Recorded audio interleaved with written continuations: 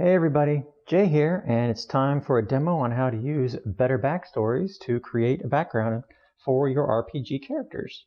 So of course, first you need the cards, and you're going to need a pen and some paper to keep track of all the things that you do. So we give them a quick shuffle. Of course, you can do this however you want. Lots of different ways to shuffle cards. Not going to tell anybody how to do that. We got 64 cards, and 42 of them actually have charts on the back, so let's just see what we come up with. So I go with 5 cards for a first level character.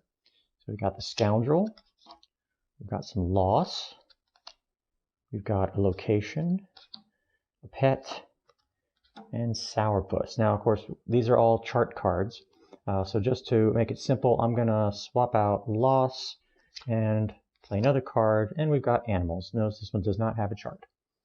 So the Scoundrel card says that you do what has to be done for yourself. It's kind of a chaotic or even borderline evil card. We got the Animals card. When you were growing up, you found an animal and nursed it back to health. You either gained it as a companion or you have an affinity for small animals. Location says you were born in an interesting place. The Pet says you have or had a unique friend, which may be related to the animal. And then Sourpuss is just bah humbug. This has to do with your personality.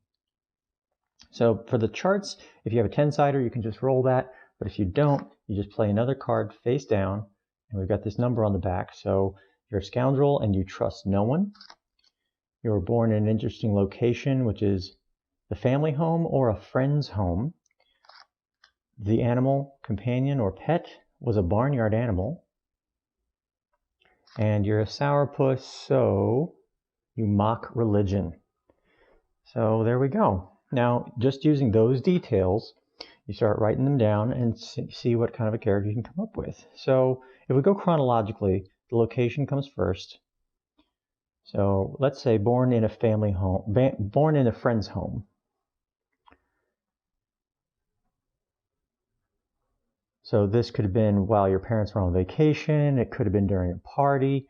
You could really come up with anything with that. So let's go on to the pet. So you were born, your parents were peasants perhaps. And of course they ran a farm, and you befriended a barnyard animal. Let's say a sheep. Why not? Later on in life, you because of your affinity for animals, you spent a lot of time out in the woods perhaps, and you found a badger, which you raised back to health, and it became also a family friend for quite a while. Again, you can't talk to animals, and it doesn't give you any animal handling bonuses or anything like that, but we'll say that once the sheep had passed on, the badger became a companion. And as a pet, it's still around. So what caused you to trust no one? Well, people have to slaughter animals.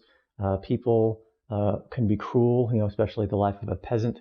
So you learned to trust no one from the hardships of your life.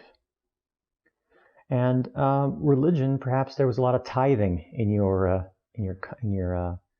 township. And the church took a lot of money